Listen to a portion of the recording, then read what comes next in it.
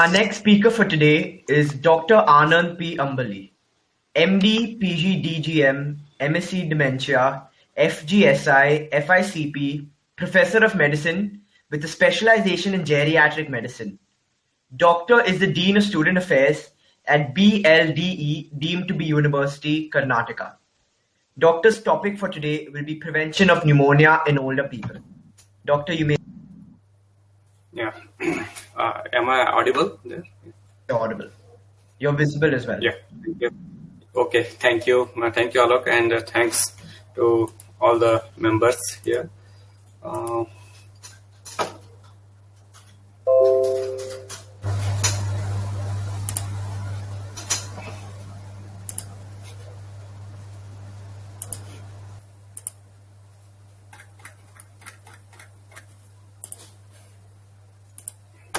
Well, is there some problem?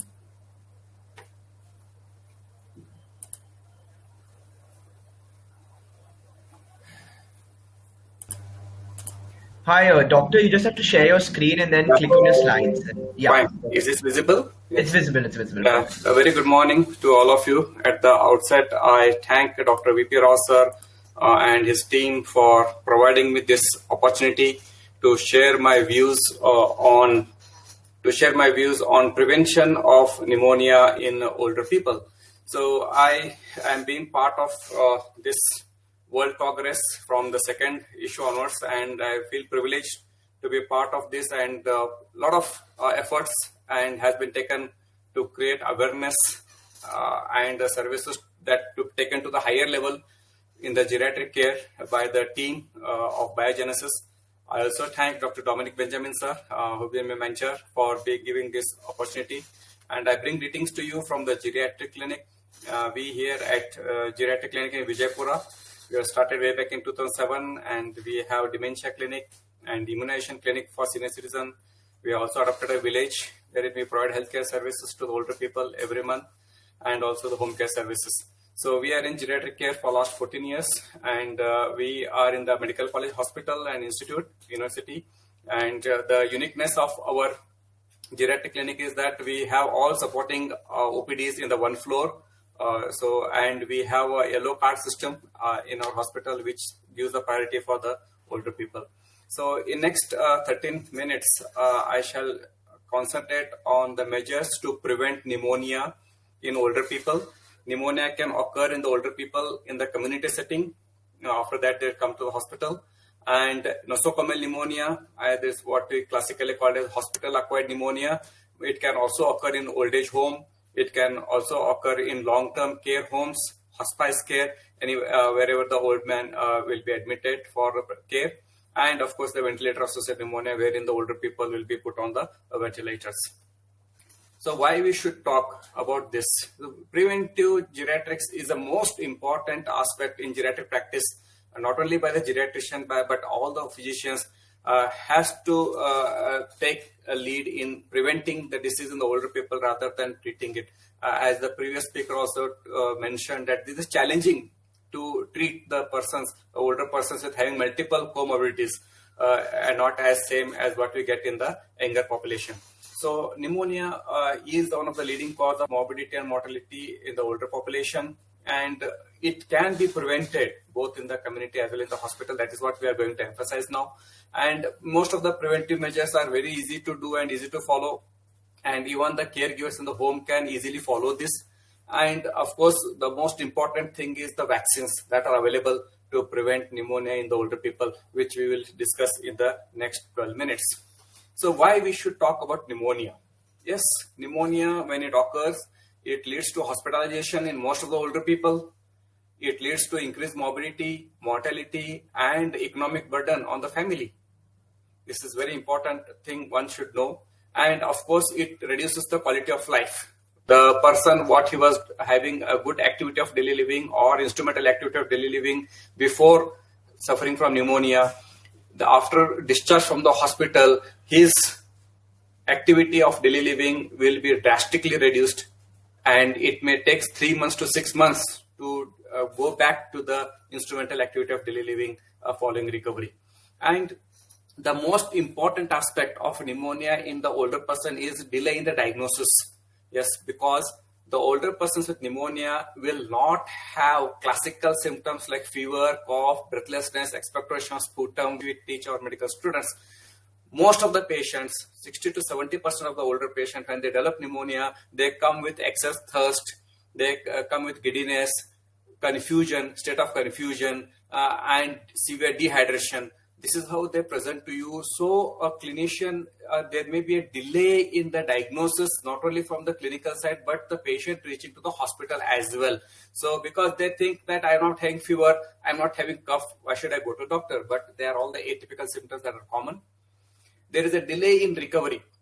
When the old person, as the age grows, 70, 80s, 90s, there is definitely a delay in recovery because by the time that it is diagnosed, the pneumonia is extensive and they have multiple comorbidities like diabetes, hypertension, and they'll be taking drugs for various other diseases. And most importantly, when the pneumonia, the commonest cause of death in these older people is because of the involvement of the heart. So patient may have pneumonia, but they succumb to cardiac complications. And few patients, percentage of the older people may require ventilator. That is again a biggest thing what clinician has to decide along with the family members. And of course, the mortality is very, very high in older persons with pneumonia because there is a delay in diagnosis and because of multiple morbidities that are taking place in the older persons. Now, what are the risk factors? Why older persons? Who are all the older persons who are likely to develop pneumonia? Of course, the smoking, alcohol, that what we are talking, the habits in the older people, they make them prone to develop pneumonias, especially aspiration pneumonia and alcohol-induced. Patients are being prescribed or taking steroids for COPD and osteoarthritis that make them pantoprazole, as even the previous madam was telling, this indiscriminate use of pantoprazole, especially on the long-term basis, can make the person prone to develop infections in the GI tract, the growth of a bacteria, and that leads to the respiratory system. The mouth is a mirror for the good health, especially as we talk, because dental caries and periodontal diseases, dry mouth, these are the risk factors for developing pneumonia in older people. And of course, malnutrition is again another important factor, but because that reduces the immunity as well as the strength, muscle strength. And most important is nowadays most older people are traveling. They are traveling by train, flight, bus. Of course, the flights rate has increased now. So pilgrimage visits, again, they make them prone to develop community acquired pneumonia. All these are the things which are based on community based. So in medically speaking, the commonest cause for pneumonia in older people is in the patient with stroke and Parkinsonism, especially when they have dysphagia, they develop aspiration pneumonia. So the caregivers should know that if the person is having regurgitation while swallowing, then there is a problem with the person and they should immediately consult a clinician. Long-term diabetes, patient is having frequent vomiting, so they are all prone for develop pneumonia, aspiration pneumonia, and those who are on feeding, rise to long-term intubation, especially on the ventilator, patient on ventilator, and patients who are habitual of taking sleeping pills, especially the benzodiazepines like diazepam, they are also more prone for developing pneumonia. One important aspect nowadays, what we are seeing is most of the older people are undergoing major surgeries like hip transplantation, knee transplantation, even post CABG. Most of the surgeries are of long duration and they are major surgeries, and the more they are on the OT table and the less mobilized they are, the risk for developing pneumonia. So all these factors should be considered in a given patients. It may be one or multiple. So when we think of in hospital, these are the possibilities. We always tell the patient not to feed, the attendants that not to feed in supine position. We see many of the caregivers, they are unaware, they just feed the water when the patient is lying supine. That should never be done. At least he should be made sit, make him aware that I'm going to feed you, then put the water in his mouth so that he can swallow. So these are the simple issues even in the hospital bedside care that prevents the pneumonia. So we'll now discuss what are the various measures to prevent pneumonia in the older people. One is the lifestyle modification. This is very, very important despite being highlighted everywhere. And older people also are huge wisdom of these things that they are not supposed to have all these things at this age, but they still continue. If they are doing, they should stop because they are prone to develop pneumonia.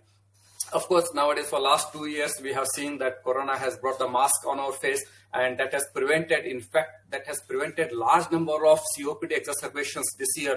And we have seen very less patients of COPD exacerbation in the people, and because of less pollution, and people are wearing masks. So that has reduced the duration and of exacerbations as well. And most important symptom what we get in older people is dry mouth. People keep coming us that my mouth is very dry. I always feel like drinking water. So hyposalivation or xerostomia, what we call as dry mouth, that can also make them prone to develop pneumonia, aspiration, and the growth of the organisms. So chewing gums, if there is feasible for them, or oral moisturizers are available, they can apply, so that improves the salivation, and frequent sips of water can also help them to keep the mouth wet. So these things has to be done in the patient who is operated in the hospital or has a pneumonia or is on ventilator. Early physiotherapy can be initiated, and in patients who can be mobilized in the hospital should be mobilized, or if it's a daycare center or the long-term care center, palliative care center, or even in the home, they should keep mobilized as much as possible, because that again prevents pneumonia and improves the strength. And not only the strength, it also improves the appetite, and patient can have nutritional good intake. So post-operative patients also need to be mobilized as early as possible. Even in ICU patients in left heart failure, very third day we start them mobilizing, so that they should not develop stasis in the lungs and develop pneumonia.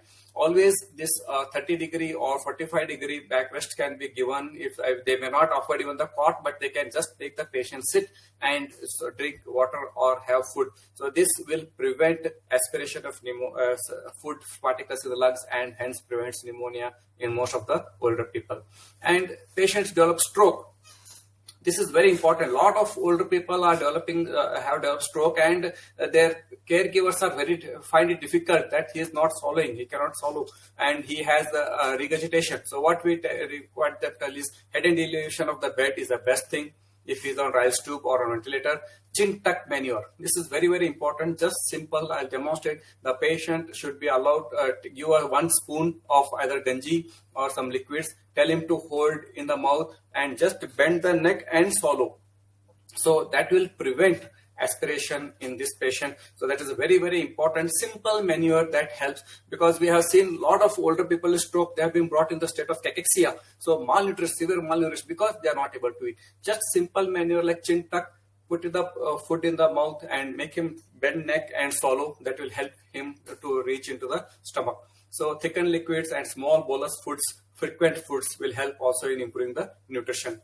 So oral care is also important, as telling you, in all the hospitalized patients or in the patient, even the older persons in the house, they can practice mouthwash significantly to reduce bacterial colonization, and especially those who are using even dentures. This is very, very important.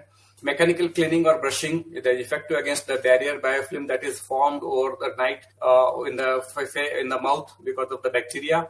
And just flossing or mouth care following every feed also helps prevent growth of the organisms in the mouth.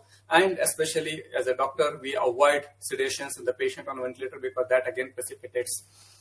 Now coming to the vaccines, most important aspect of preventing pneumonia in the older people, it is in now. We at our hospital, we have been started doing this community level immunization for older people, exclusively for older people, for last 5 years, and we are having very good response for this. This year, from October 1st to 31st till today, we are still having this program giving influenza vaccine to all the older people who are willing to get. Recently, just 4 days back, a 92-year-old lady, she was from a village. Her son came and got the jab for her. So vaccines are there. There are 2 important vaccines that are available for the older people. One is the influenza vaccine. Second is the pneumococcal vaccine. Influenza is given 0.5 ml or the deltoid intramuscular every year. Every year just before the onset of the winter season, we try, and it is of course, imported from out of the from USA, the circulating strains. And there are various nowadays. The advantage of influenza vaccine is quadrivalent. 4 strains of influenza are used, so that it gives a better protection for the older people, least side effects. And the most important thing is to build up the immunity against influenza. The older person must take every year. The vaccine should be taken every year, because that adds to an additive immunity extension in the older people. The second vaccine is a pneumococcal vaccine. There are 2 types of vaccines available. One is PP23 and pneumococcal conjugate vaccine. So ideally, we should give PCV first and then PPSV23 after 1 year. But both are very costly. And what we do in our practice is we start with the pneumococcal polysaccharide vaccine 23. But now the good thing is there is an Indian made in India company of Pneumosil, which I'll talk about in the next slide. This pneumococcal vaccine is given again 0.5 ml intramuscular once in 5 years. So if an older man today at the 60 years, he must take, irrespective of comorbid condition, he should take a conjugate vaccine today, and after 1 year he should take PPV 23. That helps in preventing pneumonia. Now, what I was talking to was that Pneumosil, it is now released in India, made in India for children. As of now, it is for children up to 8 years, 10 years. This will come for the adult population as well within the short time. So it is very much in Indian made, cost effective. So more elderly population can receive this. So advantage of this vaccine is it not only prevents pneumonia, but it also prevents meningitis, bacteremia in the older people. And the duration is once in 5 years for those who are diabetic, in renal failure, cardiac failure, cirrhosis of liver. And if they don't have any comorbid condition, they can take only once after the age of 60 years. So the third vaccine to prevent pneumonia is Covaxin or Covishield. We are all aware of this. Most of them are recommending it and have taken. So 184 days intramuscular is advised. So we here at the geriatric clinic have been doing, I was telling you, on the mass scale, giving influenza vaccine to the older people. Every year we have been doing, even despite in the days of Corona, most of the older people turned out to get this shot of vaccine, even from the villages we are getting. So the advantage of what activities we are doing, it is even reaching the affordable people even at the rural level. So important messages that the audience should know about prevention of pneumonia is it should be on the priority, not only from the community point of view, but also from the doctor's point or the healthcare point of view in the community, as well as in the people who are admitted in the hospital. The 4 important things that prevents pneumonia is good hygiene. So well-maintained hygiene, the people coming to meet the older person should be clean, and they should have a well hygiene maintained in the home. Hydration is very, very important. Nutrition builds the immunity, and of course vaccine promotes the immunity. So hygiene, hydration, nutrition and vaccine prevents pneumonia in the older people, and vaccines definitely enhance the immunity, and regular shots keep our immunity added, and preventive measures are easily available and accessible. Only thing is we should make it aware among our own family members, in our own older patients and family members. And I thanks all the august audience here and the organizers for giving the opportunity.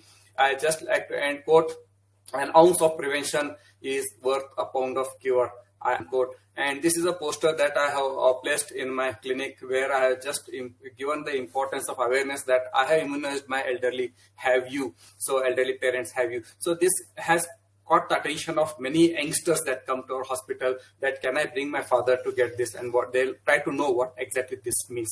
So thank you all for your patient sharing. Thank you for this opportunity. Alok, there?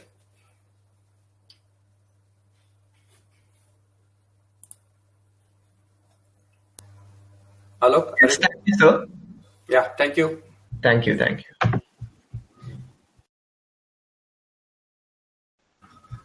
Hello, doctor, you're muted.